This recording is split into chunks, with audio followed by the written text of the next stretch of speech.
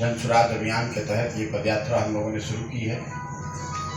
आज करीब 135 दिन उस अभियान को हो गए। पैदल चलते हुए हम लोगों ने पश्चिम चंपारण, उसके बाद पूर्वी चंपारण, शिवहर, गोपालगंज करते हुए हम लोग सिवान में आए हैं। सिवान में मैं बरहड़िया से घुसा हूँ और उसके बाद गोरिया कोठी प्रखंड होते हुए वापस यहाँ पर पंचदेवरी में पचरुखी में हूँ और अब आगे 15-20 दिन 25 दिन अभी इस ज़िले में रहेंगे। मैं जब ज़िले में आता हूँ तो स्वाभाविक तौर पर ज़िले के विषयों के विषय पे बहुत कुछ टिप्पणी करना संभव नहीं है, क्योंकि अभी तो शुरू ही किया है।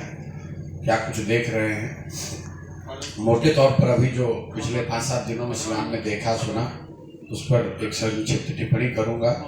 लेकिन उस टिप्पणी में मेरे पीछे के जो अनुभव हैं 130-35 दिनों के, वो भी समाहित हैं और उसके बाद आप अपने सवाल कर सकते हैं। अभी तक 135 दिनों का जो अनुभव रहा है, उसके आधार पर मैं ये कह सकता हूँ कि बिहार में लोगों की नज़र में या हम लोग की समझ में सबसे ज़्यादा परेशानी लोगों को बेरोजगारी और पलायन से है। ये सबसे बड़ा मुद्दा है। बिहार के 4-5 जिलों में जहाँ मैं गया हूँ, 1000 से ज़्यादा गांव हम लोग पैदल गए चल के। चाहे आप गरीब घर के हैं या मध्यम वर्गीय परिवार के हैं, हर परिवार की, हर व्यक्ति की यहाँ परेशानी है बेरोजगारी और उससे जुड़ा पलायन। ये बात आपको जनरली पता ही है। बेरोजगारी और पलायन ऐसा विषय नहीं है जिसके लिए कि आपको गांव में जाकर पता करने की जरूरत है। बिहार में हर आदमी को मालूम है कि यहाँ बेरोजगारी बहुत है और पलायन बहुत बड़े स्तर पर होता है। लेकिन इस पदयात्रा के दौरान जो हम लोगों ने अनुभव किया, वो है इस समस्या की विकरालता और इसके सामाजिक पहलू जो है। तो गाँव में, ज़्यादातर गाँव में हम लोग का अपना अनुमान है, जो हम लोग देख समझ पा रहे हैं, 40-50% युवा जो हैं वो किसी न किसी वजह से बाहर मजदूरी करने के लिए चले गए हैं। गांव में इसी वजह से बहुतायत संख्या में आपको बूढ़े, बच्चे और औरतें मिल रही हैं और जो नवयुवक हैं वो किसी न किसी या तो पढ़ाई के लिए या रोजगार के लिए बाहर रहते हैं। दूसरी इसकी जो समस्या, सामाजिक पहलू जो है, जिस चीज़ की चर्चा भी बिहार में नहीं होती है, जो नए लोग, जो जवान नवयुवक यहाँ से बाहर चला गया काम करने या पढ़ाई करने, उसको अपनी पूरी उम्र अपने परिवार के साथ रहने, अपने बच्चों को बढ़ते हुए देखने या अपने बुजुर्ग माता पिता को देखने, इसका अवसर ही नहीं है। लोगों ने इसको जीवन की सच्चाई मान ली है कि आपके घर का जो व्यक्ति है वो साल में कभी ईद में 10-15-20 दिन आया या छठ में 10-15 दिन आया, इतना ही उनका परिवार के साथ वास्ता है। इसके अलावा उनकी जिम्मेवारी इतनी है कि वो बाहर जाकर कहीं ना कहीं पर सोच समझ कर स्कूल बनाया गया है, ना कहीं शिक्षकों का पदस्थापन किया गया है। नियमित शिक्षक हैं ही नहीं, सब नियोजित शिक्षक ही हैं अलग अलग कैटेगरी में। और जो विद्यालय है, जो प्राथमिक था उसको मध्य विद्यालय बना दिया गया, मध्य विद्यालय को उच्च विद्यालय बना दिया गया।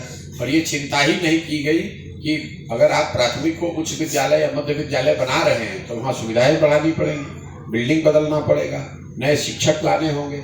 उसकी कोई चिंता नहीं की गई, सिर्फ पेपर पर हर जगह।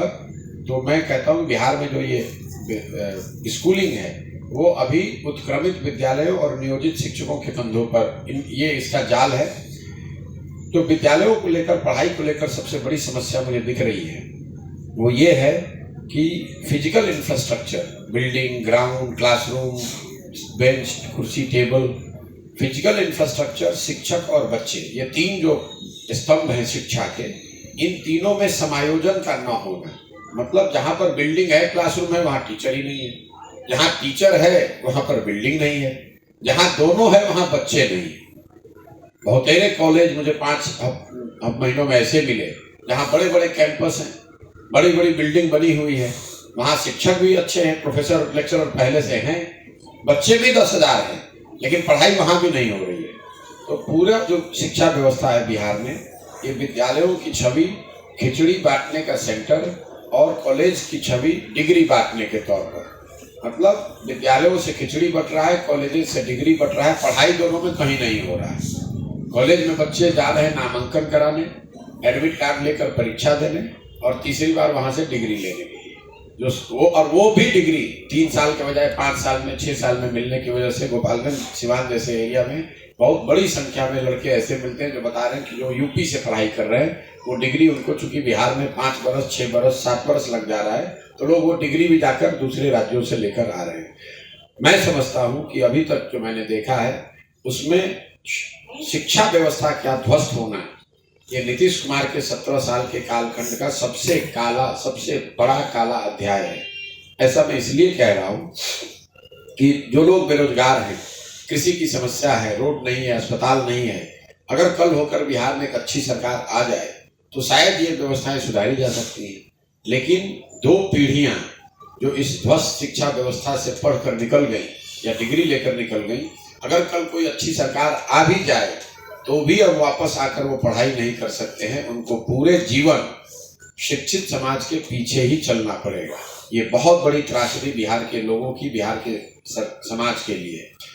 सच्चाई है कि हर आदमी को, हर लाभार्थी को 5 के बजाय 4 किलो अनाज ही मिलता है।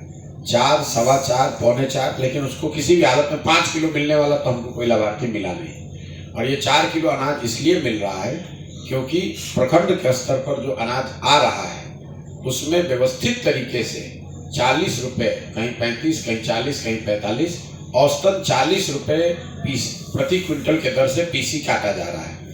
उसमें जो जनप्रतिनिधि हैं और अफसर हैं वो 40 रुपये प्रति क्विंटल की दर से पैसा ले रहे हैं। और ये जनप्रतिनिधियों में विधायक भी शामिल हैं। हर जगह लोग नाम लेकर बता रहे हैं कि विधायक जी का भी उसमें कितना शेयर है, ये भी लोग बता रहे हैं। तो अंदाजा लगाइए आप, हर प्रखंड में वहाँ की जनसंख्या के हिसाब से 15 से 25 हजार क्विंटल अनाज हर महीने आ रहा है। उसमें से 40 रुपये प्रति क्विंटल के हिसाब से पैसा काट के जनप्रतिनिधियों और अधिकारियों के बीच में बांटा जा रहा है, जिसकी वजह से लाभार्थियों को 5 किलो के बजाय 4 किलो अनाज ही मिल रहा है।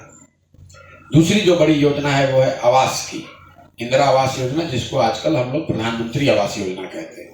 सड़क पर चलते हुए गांव में जब हम लोग जाते हैं, स्वाभाविक तौर पर आवास की बहुत ज़्यादा डिमांड है, मांग है, लेकिन ज़्यादातर लाभार्थी इंदिरा आवास योजना वाले ही हैं, जिनको 20 साल 25 साल पहले 15,000, 20,000, 25,000 रुपया मिला है। आजकल की जो नई योजना है प्रधानमंत्री आवास योजना की 1,40,000 रुपये वाली, इसके लाभार्थी बहुत कम है नीचे।